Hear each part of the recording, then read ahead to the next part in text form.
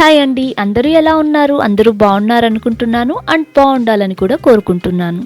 మొన్న పెట్టిన kitchen organising వీడియోకి చాలా మంచి రెస్పాన్స్ వచ్చింది. చాలా మందికి నచ్చింది అండ్ చాలా లైక్స్ కూడా వచ్చాయి.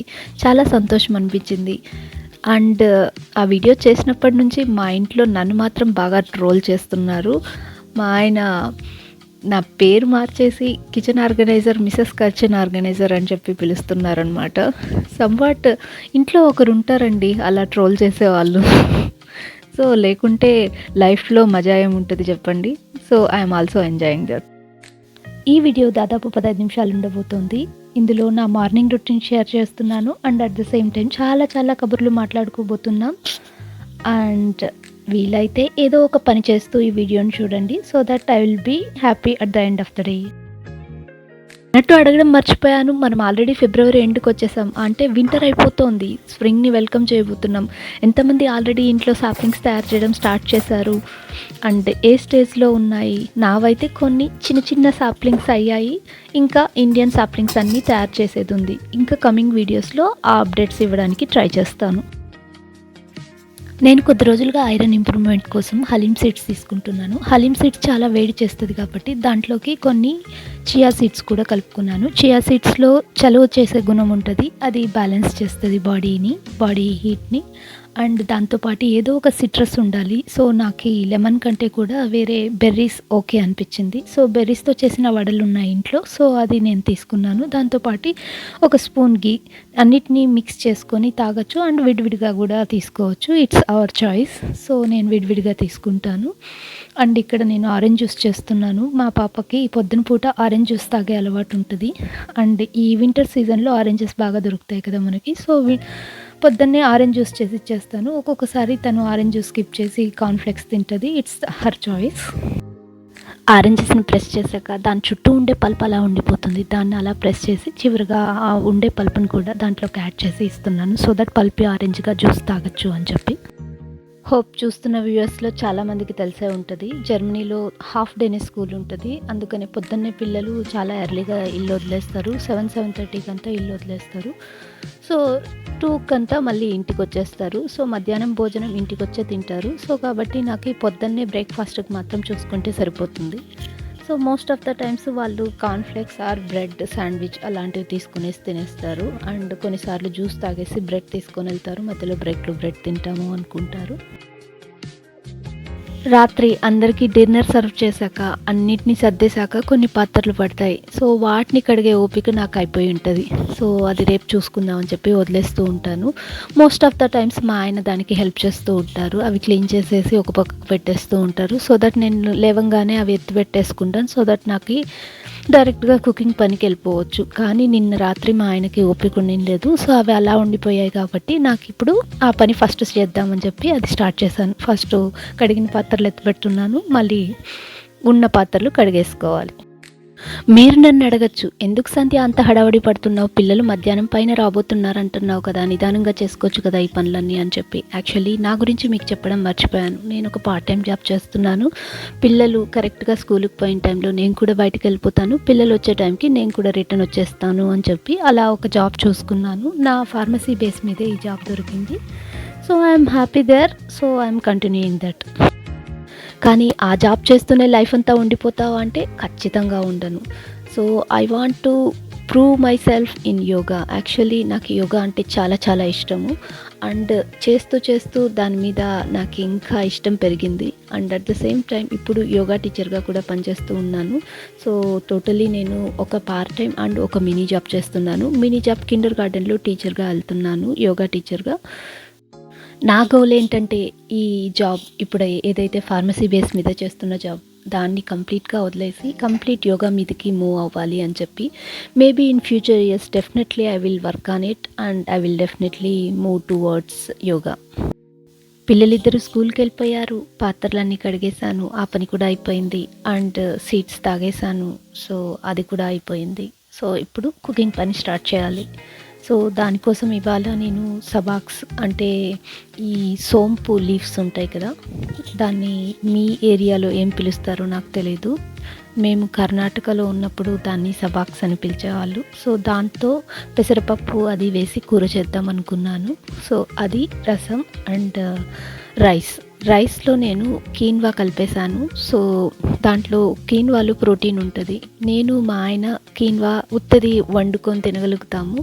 అండ్ వేరే వేరే రకాల డిష్లు చేసినా కూడా మేము తింటాం, కానీ పిల్లలు తినట్లేదు. సో వాళ్ళతో కూడా కీన్వా అలవాటు చేపియాలా అని చెప్పి నేను కొంచెం పోర్షన్ కీన్వాని కూడా యాడ్ చేసేసాను అనమాట రైస్లో. సో ఎప్పుడైనా రైస్ వండినప్పుడు కీన్వా కూడా దాంట్లో ఉంటుంది కాబట్టి ప్రోటీన్ శాతం అందుతుంది పిల్లలకి అని చెప్పి అలా చేస్తున్నాను. అండ్ ఇప్పుడు పిల్లలు రైస్ని ఏమీ కంప్లైంట్ లేకుండా తింటున్నారు. And at the same time quinoa కూడా తినేస్తున్నారు. So I'm so happy. So ఈ ర్యాక్ గురించే నేను స్టార్టింగ్లో వీడియోలో మాట్లాడిండేది. ఈ ర్యాక్ సర్దిన తర్వాతే మా ఆయన నన్ను ఆర్గనైజర్గా పిలుస్తున్నాడు. సో నేను కూడా ఒక ఆర్గనైజర్ అయిపోయాను మా ఆయనకి. సో సమ్వాట్ ఈ ర్యాక్ ఏంటి అంటే నేను రైస్ ర్యాక్గా పిలుచుకుంటాను. అందులో అన్ని రకాల రైసులు ఉంటాయన్నమాట. ఉప్పుడు బియ్యము, ఇడ్లీ బియ్యము, మినపప్పు ఉండదు, కానీ సమ్వాట్ అన్ని రైసులు ఉంటాయి, అటుకులు ఇవన్నీ ఉంటాయన్నమాట. సో నేను ఇడ్లీ, దోశ ఇవన్నీ ఏవన్నా రుబ్బల్లా అంటే ఆ ర్యాక్ ఒకటి ఓపెన్ చేసుకున్నానంటే అన్ని రకాల రైసులు అందులో ఉంటాయి కాబట్టి నాకు ఈజీగా మెయింటైన్ అవుతుంది అని చెప్పి ఈ ర్యాక్ సర్దుకున్నాక నాకు చాలా మనశ్శాంతిగా ఉంది. అది చాలా సార్లు సర్దుతాను, just within fraction of days మళ్ళీ అది చెత్తగా తయారైపోతుంది. ఐ హోప్ ఇప్పుడు దేనికి అది సపరేట్గా ఉంది అండ్ దానికి ఒక ఫిక్స్డ్ ప్లేస్ వచ్చేసింది కాబట్టి కొన్నేళ్ళు కూడా అది అలాగే ఉండిపోతుంది అని నేను ఆశిస్తున్నాను. హోప్ అలాగే జరగాలి. పిల్లలకి మనం చెప్పించేవి అండ్ నేర్పించేవి వాళ్ళ బుర్రలకి ఎక్కుతాయో లేవో, కానీ మనల్ని చూసి మనం ఎలా నడుచుకుంటున్నాం అవి చూసే వాళ్ళు పెరుగుతారు అండ్ అవి వాళ్ళ మైండ్లలో రిజిస్టర్ అయిపోతాయి.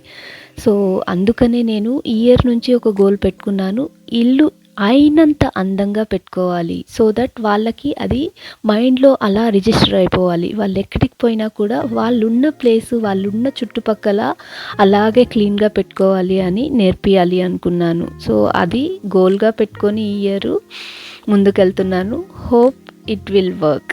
నేను ఇది ఎందుకు అంటున్నాను అంటే నా చిన్నప్పుడు మా అమ్మ చెప్పించినవి నేర్పించినవి నేను నేర్చుకున్నానో లేదో, కానీ మా అమ్మ చేసే పనులు చూసి చూసి నేర్చుకున్నవి చాలా ఉన్నాయి. అందులో మిషన్ అంటే టైలరింగ్, అది అమ్మ కుట్టేవాళ్ళు, బ్లౌజులు కుట్టుకునేవాళ్ళు, సమ్వాట్ మిషనరీ పని చేసుకునేవాళ్ళు అప్పుడప్పుడు తన ఫ్రీ టైంలో. అది అమ్మ దగ్గర చెప్పివమ్మ అని అడిగింది లేదు, అమ్మ నేర్పించింది లేదు, కానీ అమ్మ కుట్టేటప్పుడు తదేకంగా చూసేదాన్ని. అలా చూస్తూనే మిషన్ కుట్టేది నేర్చుకున్నాను అనమాట. సో ఇప్పుడు నాకు ఏదన్నా పిల్లలకి ఏదన్నా అవసరం ఉన్నా, నాకేమన్నా అవసరం ఉన్నా ఇప్పుడు అది ఆ విద్య చాలా యూజ్ అవుతుంది. అలా మనం నేర్పించే వాటికంటే కూడా మనం నడుచుకునే విధానంలోనే పిల్లలు చాలా నేర్చుకుంటారు. మీకు ఈ వర్డ్స్ కరెక్ట్ అనిపిస్తున్నాయా? కరెక్ట్ అనిపిస్తే మీ వాక్యాలు కూడా కమెంట్ బాక్స్లో చెప్పేసేయండి. ఇంతలో నేను రైస్ కడిగేసి ఎసురు పెట్టేసి గిన్నె పెట్టేసుకున్నాను. సో ఇది నేను కుక్కర్లో వండను, విడిగానే గిన్నెలోనే వండుకుంటాను రైస్ ఎప్పుడు. దీనికి సరిపడా నీళ్లు ఎసురు పోసేసి వదిలేస్తాం. పొంగొచ్చాక ఒక 5 నిమిషాలకంతా గమనించుకుంటూ ఉంటాను. అది గిన్నె ఇలా వంచినప్పుడు నీళ్లు కనపడలేదు అంటే రైస్ అయిపోయినట్లు అర్థం. అప్పుడు నేను గ్యాస్ కట్టేస్తాను, కరెంట్ స్టవ్ కట్టేస్తాను. అండ్ ఇంకొక పక్క పెసరబ్యాళ్ళు వేయించుతున్నాను. పెసరబ్యాళ్ళు చాలామందికి అలాగే డ్రై రోస్ట్ చేస్తూ ఉంటారు, కానీ మనకి దొరికే ప్రోడక్ట్ ఎక్కడి నుంచి వస్తుంది, ఎక్కడెక్కడి నుంచి తిరిగి వస్తుంది అని తెలియదు కాబట్టి నాకు అలా వాడడం ఇష్టం ఉండదు. అందువల్ల కడిగేసి దాన్ని ఎంచుతాను. ఎంచిన తర్వాత కడిగినా నాకు అంత పెద్ద ఉపయోగం ఉండదు అనిపిస్తుంది. అందువల్ల కడిగేసి ఎంచుకుంటూ ఉన్నాను. అండ్ ఇంకొక పక్క రసానికి పెట్టేశాను అనమాట. సో రసంకి టమాటో కట్ చేస్తూ ఉన్నాను ఇక్కడ. రసానికి పోపు పెట్టాక పోపులో టొమాటో వేసేసి మగ్గిస్తాను మూత పెట్టేసి. ఒక 2 నిమిషాలకంతా అది మగ్గిపోతుంది. మగ్గినాక గంటెతో టొమాటోనంతా ప్రెస్ చేసేస్తాను. అది ప్రెస్ అయిపోయాక దాంట్లో సరిపడా నీళ్ళు వేస్తాను. సో మా ఫ్యామిలీకి సరిపడా నీళ్ళు ఒక మెజర్మెంట్ ఉందన్నమాట. ఆ నీళ్ళకి సరిపడా ఉప్పు కూడా మెజర్మెంట్ ఉంది. సో కాబట్టి వాటర్ వేసి ఉప్పు తర్వాత పసుపు స్టార్టింగ్లో వేస్తాను, ఒక్కొక్కసారి వాటర్లో కూడా వేస్తాను, ఇట్ డిపెండ్స్. తర్వాత కొన్ని మ్యాంగోస్, డ్రై మ్యాంగోస్ పెట్టుకుంటాను నా దగ్గర, ఇండియా నుంచి తెచ్చి పెట్టుకుంటాను. ఇన్ కేస్ మీ దగ్గర లేదు అంటే డ్రై మ్యాంగో పౌడర్ అయినా వేసుకోవచ్చు. అండ్ ఒక స్పూన్ అంతా చిట్లం పొడి వేస్తాను. చిట్లం పొడి ఎందుకు వేస్తాను అంటే అది థిక్నెస్ ఇస్తుంది అనమాట. అందులో అన్ని రకాల పల్సెస్ ఉంటాయి, న్యూట్రిషన్తో పాటు థిక్నెస్ కూడా ఇస్తుంది అని చెప్పి అది ఒక స్పూన్ వేస్తూ ఉంటాను. ఇవన్నీ వేసి బాగా మరిగించి ఎండులో రసం పొడి, కొత్తిమీర వేసి ఆఫ్ చేసేస్తాను అనమాట. ఇంతే రసం. అన్ని ఇంగ్రీడియంట్స్ ఉంటే కనుక 5 నిమిషాల పని రసం చేసేకి. ఈ సబాక్స్ పాలకూర అని పిలుస్తారనమాట. ఇది మా అత్తగారింట్లో నేను నేర్చుకున్న రెసిపీ. అండ్ మా ఆయనకి చాలా ఇష్టం. ఫస్ట్లో నాకు అలవాటు కాలేదు, నిదానంగా నాకు కూడా అలవాటు అయిపోయింది. సో ఇప్పుడు రెగ్యులర్ రెసిపీలో ఇది కూడా ఒకటి అయిపోయిందనమాట. సో ఈ సబాక్స్ పాలకూరకి పెసరబ్యాళ్ళు అలా వేయించిన తర్వాత గోల్డ్ కలర్ వచ్చే వరకు వేయించుకోవాలి. వేయించిన తర్వాత దాంట్లోకి కొన్ని నీళ్ళు వేసేసి పెసరబ్యాళ్ళు 50% ఉడికే వరకు, అంటే ఇలా చీలుతుంది కదా, ఆ స్టేజ్ వరకు పెసరబ్యాళ్ళని ఉడికించుకోవాలి. ఆ స్టేజ్లో ఈ సబాక్స్ ఉంటుంది కదా, అదే సోంపు కూర, దాన్ని అయినంత చిన్నగా కట్ చేసుకునేసి దాన్ని కూడా వేసి ఇంకొక 10 నిమిషాలు ఉడికించుకోవాలన్నమాట. ఆ టైంకి సబాక్సు పెసరబ్యాళ్ళు 2 ఉడికిపోతాయి అన్నమాట. ఆ టైంలో మిక్సీ తీసుకొని పచ్చి కొబ్బరి, గసాలు, ఉప్పు వీటిని నైస్ పేస్ట్ లాగా చేసేసుకొని పెట్టుకుంటాను. అంతలోపల ఒక చిన్న గిన్నె పెట్టుకొని దాంట్లో తిరుగుమాత తయారు చేసుకుంటాను. అందులో తిరుగుమాతలో ఆయిల్, సాసోలు, జీలకర్ర అండ్ ఎండుమిరపకాయలు, ఇన్ కేస్ మీరు గార్లిక్ తినేపాటైతే గార్లిక్ కూడా వేసుకోవచ్చు. సో నేను చాలాసార్లు స్కిప్ చేస్తూ ఉంటాను. ఎప్పుడో ఇంకా మా ఆయనకి చాలా తినాలనిపిస్తే అప్పుడప్పుడు గార్లిక్ చేస్తాను. సో రెగ్యులర్ వంటల్లో నేను ఆనియన్, గార్లిక్ అయినంత తక్కువ యూస్ చేస్తూ ఉంటాను. సో అది తిరుగుమాత పెట్టేసి అది కూడా రెడీగా పెట్టుకుంటాను. సో అది ఆకుకూర ఉడికిపోయింది, పెసరబ్యాళ్ళు కూడా ఉడికిపోయింది అన్నప్పుడు ఇంకా స్టవ్ కట్టేసి ఈ మిక్సీ పట్టుకున్న పేస్టు తర్వాత ఈ తిరుగుమాత 2 కలిపేస్తాను. సో అంతే. కన్సిస్టెన్సీ ఒకసారి చూసుకుంటాను. ఇన్ కేస్ వాటర్ అవసరమైతే వాటర్ కూడా వేసుకుంటాను. వాటర్ అడ్జస్ట్ చేసుకున్నాక అంతే. సబాక్స్ పాలకూర రెడీ, రసం రెడీ అండ్ రైస్ కూడా రెడీ. నా వర్క్ కూడా టైం అయిపోయింది. నేను ఆల్రెడీ స్నానం చేసుకొని రెడీ అయిపోయాను. సో ఫైనల్ టచ్ అన్నీ మిక్స్ చేసేది అది చేస్తూ ఉన్నాను. సో అది కన్సిస్టెన్సీ చూసి వాటర్ మిక్స్ చేసి రెడీ చేసేసి నేను కూడా బాక్స్కి పెట్టుకొని తీసుకొని వెళ్ళిపోతున్నాను. నాకు మైండ్ ఖాళీగా ఉన్నిందంటే రకరకాల పిచ్చి పిచ్చి ఆలోచనలు వస్తాయి. లేదు అంటే ఎక్కువ టైం టీవీ ముందర గడిపేస్తూ ఉంటాను, లేదంటే మొబైల్ దగ్గర గడిపేస్తూ ఉంటాను. నాకు ఇవి 2 ఇష్టం ఉండవు. ఏదో ఒక ప్రొడక్టివ్ పని చేస్తూ ఉండాలి అని ఎప్పుడూ ఆశ అవుతుంది. And at the same time నాకు ₹1 పక్కన ఎవరో ఇచ్చిన రూపాయి ఖర్చు పెట్టేదానికంటే నేను సంపాదించిన రూపాయి ఖర్చు పెట్టే దాంట్లో నాకు చాలా ఆనందం ఉంటుంది. అండ్ చిన్న చిన్న వాటిల్లోనే నాకు చాలా ఆనందం ఉంటుంది. పెద్దవి నువ్వు ₹1,00,000 ఇస్తాను ఫ్రీగా అన్నా కూడా నాకు ఆ డబ్బులు తీసుకున్నప్పుడు కూడా ఆనందం కలగదు. కానీ నేను సంపాదించిన ₹1లో ఉండే ఆనందం చాలా ఎక్కువ.